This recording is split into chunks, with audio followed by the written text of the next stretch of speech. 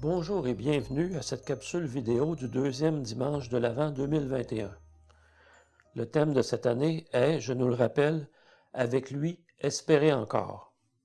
En français, le mot « espérer » recouvre plusieurs significations différentes. Par exemple, en ce temps de pandémie, nous espérons tous que bientôt ce ne sera plus qu'un souvenir et que la vie aura repris ses droits. L'espérance dont parle la foi, elle se vit non pas seule, mais avec quelqu'un de fiable.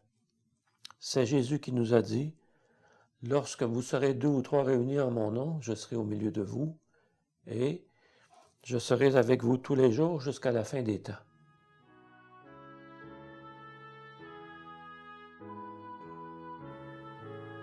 Évangile de Jésus-Christ selon saint Luc. L'an 15 du règne de l'empereur Tibère, Ponce Pilate étant gouverneur de la Judée, Hérode étant alors au pouvoir en Galilée, son frère Philippe, dans le pays d'Ithurée et de Traconitide, Lysanias en Abilène, les grands prêtres étant Anne et Caïphe, la parole de Dieu fut adressée dans le désert à Jean, le fils de Zacharie. Il parcourut toute la région du Jourdain en proclamant un baptême de conversion pour le pardon des péchés, comme il est écrit dans le livre des oracles d'Isaïe, le prophète, « Voix de celui qui crie dans le désert. Préparez le chemin du Seigneur, rendez droit ses sentiers. Tout ravin sera comblé, toute montagne et toute colline seront abaissées. Les passages tortueux deviendront droits, les chemins rocailleux seront aplanis, et tout être vivant verra le salut de Dieu. »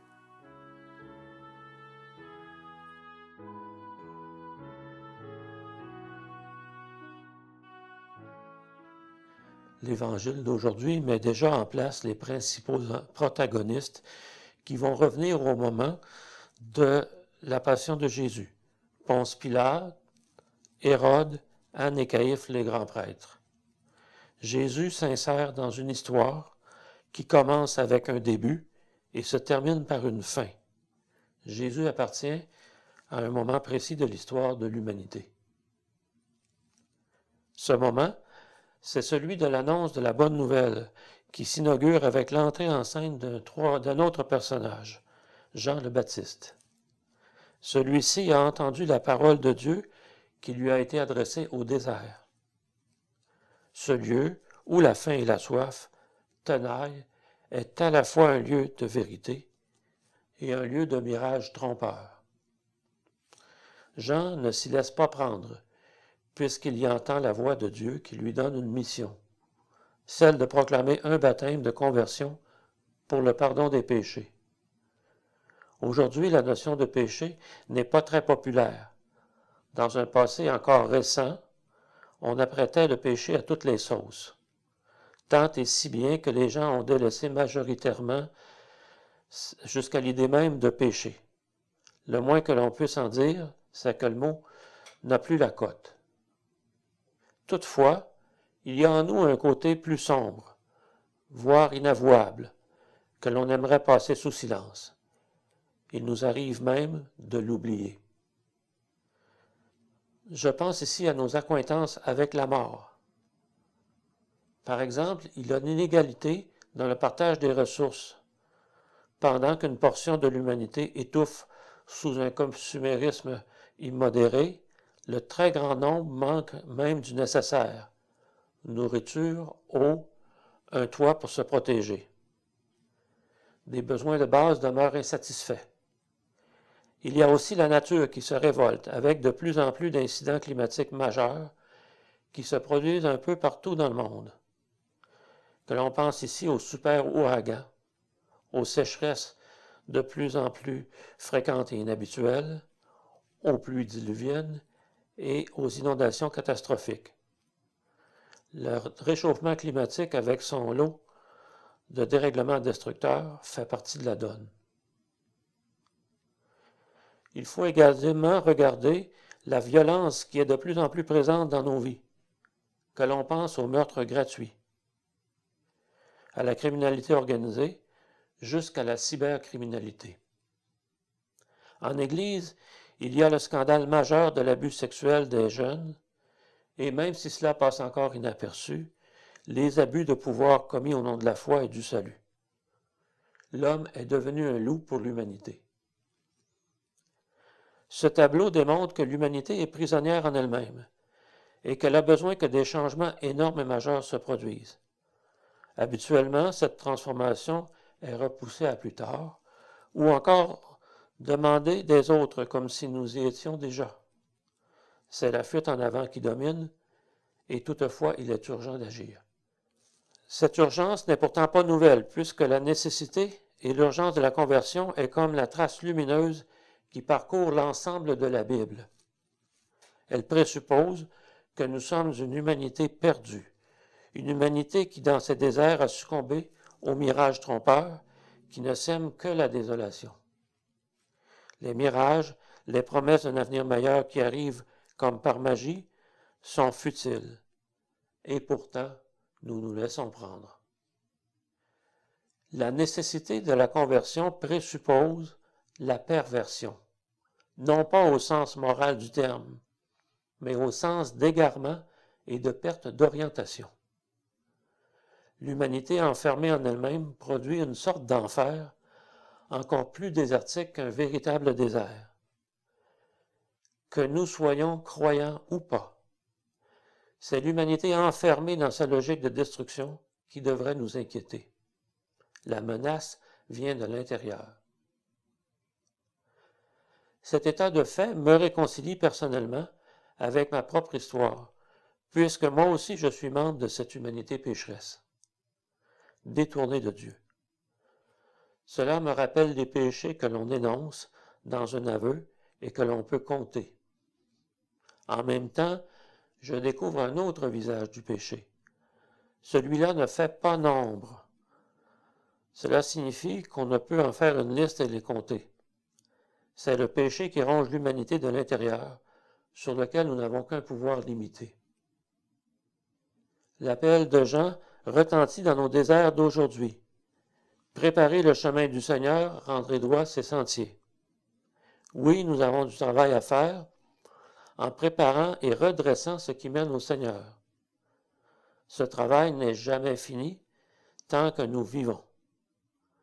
De plus, cet effort comporte une dimension individuelle et une dimension collective.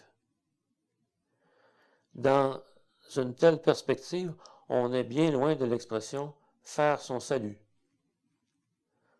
Ce constat d'un mal présent en l'humain pourrait nous écraser et nous conduire à la démission tant la portée cosmique du péché est grande.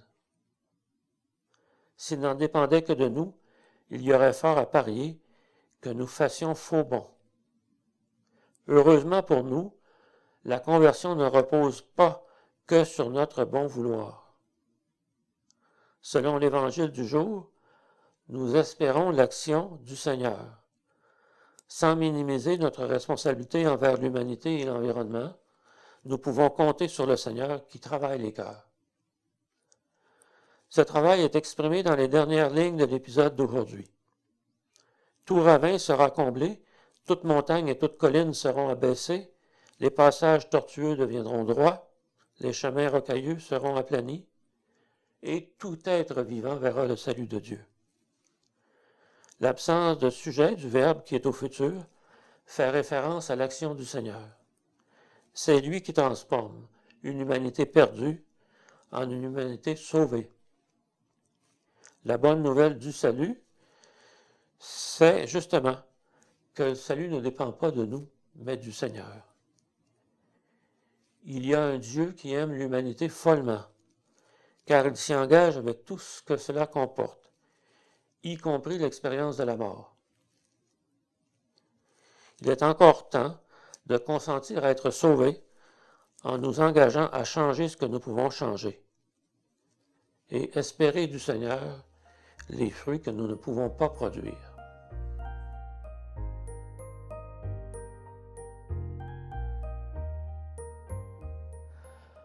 Et moi, en quoi l'urgence de la conversion me touche-t-elle? Quel est le genre de salut que j'espère?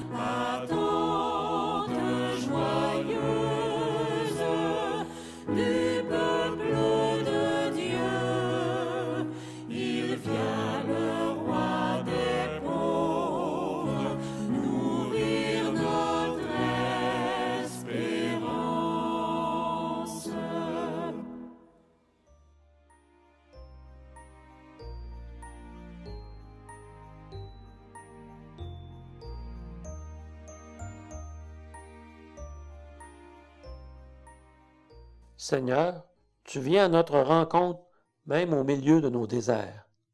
C'est de là que nous pouvons peut-être mieux t'entendre et entendre ton appel, car c'est le lieu par excellence de la faim et de la soif. En ce deuxième dimanche de l'Avent 2021, nous te demandons d'ouvrir nos yeux, nos oreilles et nos cœurs, afin que nous goûtions ta présence aux lieux les plus improbables de notre existence, à nos propres terres de mission. Fais-nous devenir des témoins de ton amour infatigable.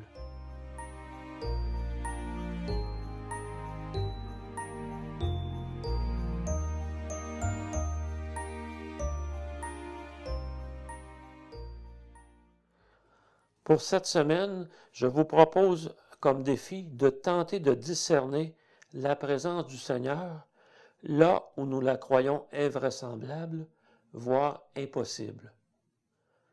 Je vous remercie d'avoir pris le temps de visionner cette capsule vidéo et je vous souhaite une excellente semaine. Puis, je vous invite à nous joindre à nouveau la semaine prochaine pour une nouvelle capsule vidéo. Merci.